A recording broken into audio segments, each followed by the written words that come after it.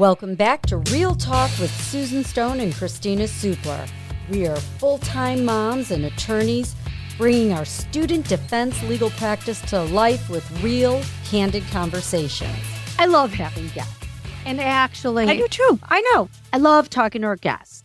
But sometimes I feel like our listeners miss out on what makes us, and that's just the two of us talking to each other. I have fun talking to you. And I think that we have such different and unique life experiences. And together, I think we just have interesting insights. So you ready to talk? Let's talk. Okay. What are we talking about?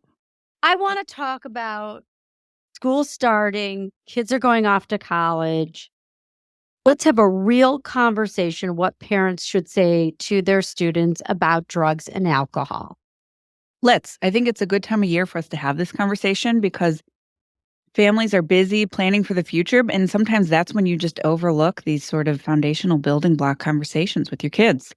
I think the best place to start is really being honest with yourself where your student is with regard to their relationship with drugs and alcohol in high school. So, for example, some kids, and I don't want to label them, but some kids are not using drugs or drinking alcohol. They're just not.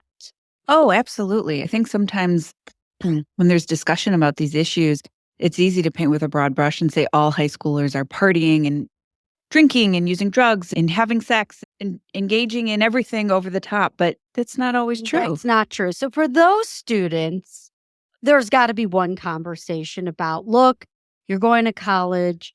You're obviously going to be exposed to this. You probably have already made choices that are good choices. Keep up the good work. This makes me think also about being realistic. We say this a lot, but it's true. Be realistic about who your child is, for better and for worse, in terms of how likely are they to succumb to peer pressure?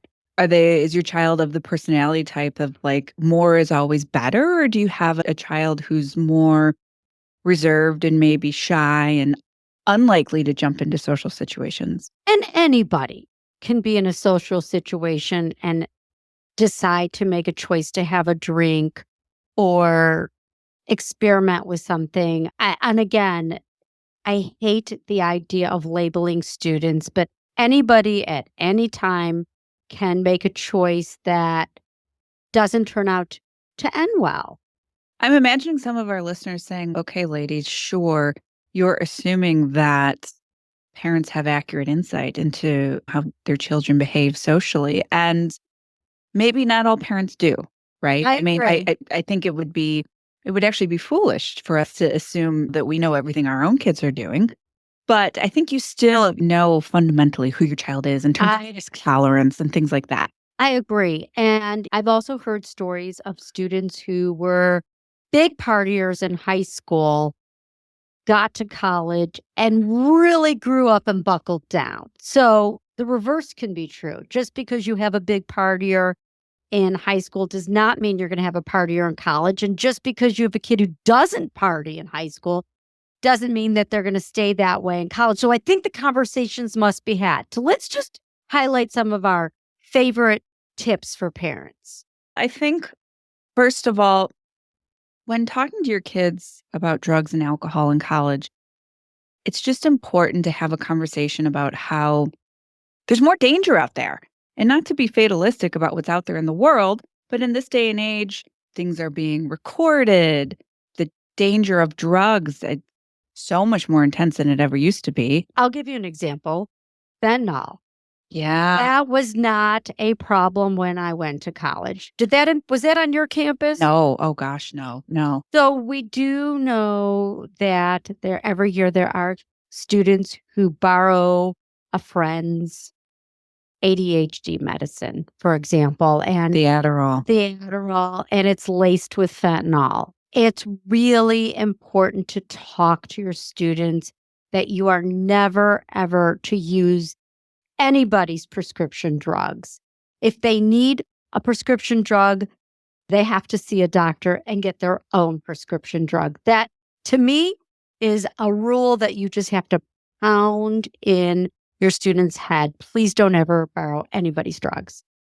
I'm also thinking about we've had so many cases where the students involved were experiencing some form of depression or anxiety and just navigating mental health issues. And in this day and age, it's fairly well known, but you can't assume everyone knows, mixing those prescription medications with alcohol can have really dangerous consequences. Including feeling more depressed, because alcohol is a depressant. So I think it's very important if you know your student is on various medications to maybe even have a conversation with your student's doctor and get the facts straight. What will happen? Does it reduce the effectiveness of the medication? Does it increase depression? Education is the key there, and a conversation about it is the key. Can we just talk about binge drinking? Now, that was around when I went to college. Yes, indeed. Nothing's changed there. And it sure is still here to stay, unfortunately. But I think that with binge drinking, again, this idea of the hookup and everything that happens when students quote unquote party, we're just in a different day and age now. And some of that, I think there's many students out there who recognize that, but there's also many who don't. I'll tell you the difference that is new. I don't remember people planning on drinking so much that they became blackout or brownout drunk. That language of being blackout, brownout, gray out, that was not part of my college language. When I was in school, I mean, I definitely had friends who talked about, oh, I was so blacked out last night, but I don't remember anyone going out with the goal of becoming blacked out. That's definitely, I don't know, I guess something that's quote unquote newer. I don't know. It's certainly not anything I experienced in college.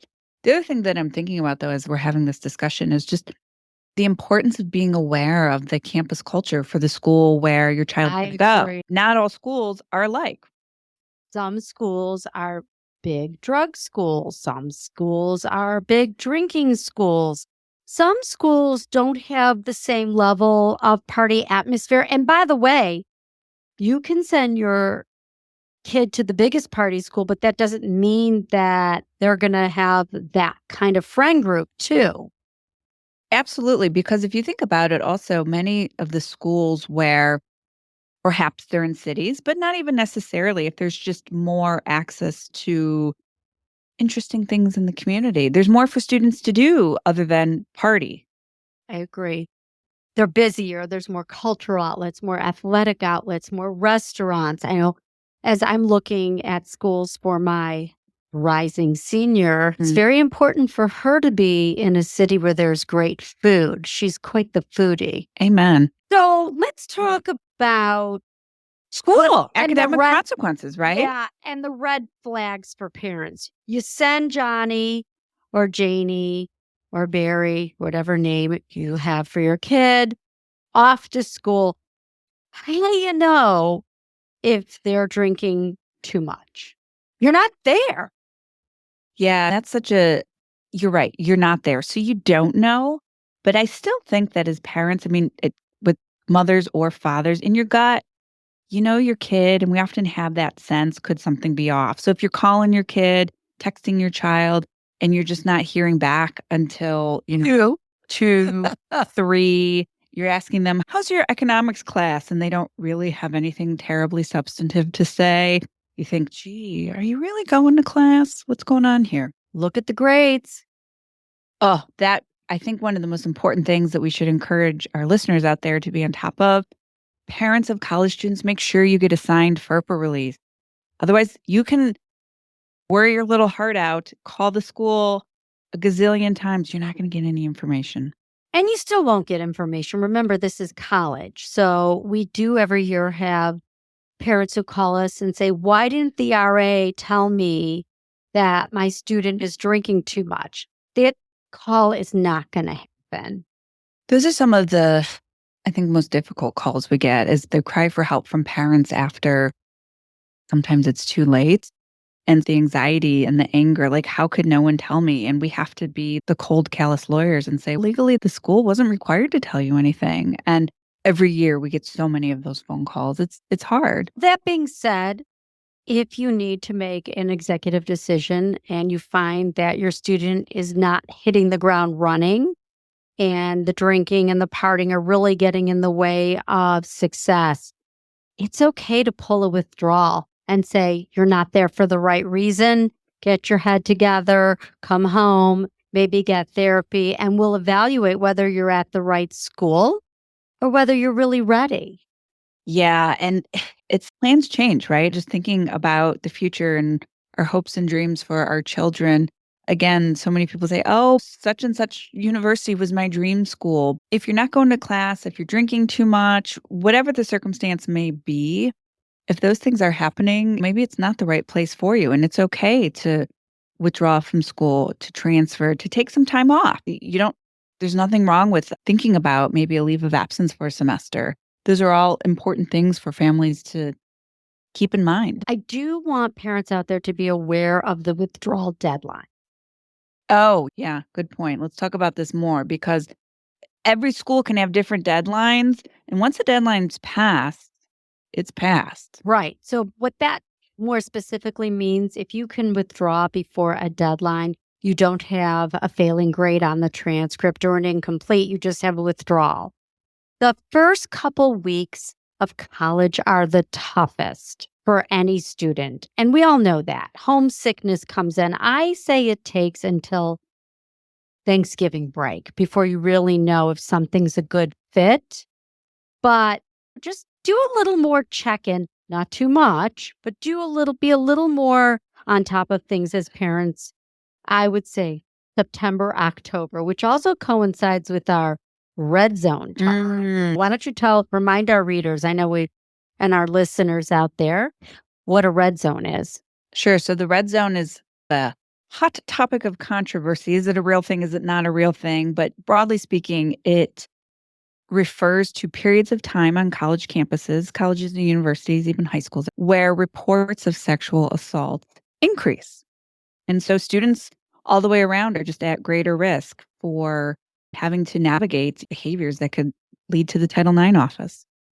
Our hope to all of our parents out there and their students as they prepare and they're packing up for college is that everybody has a safe experience, a healthy experience, and a happy experience because college is a great growing time. But if there's a bump on the road, pay attention to your campus resources.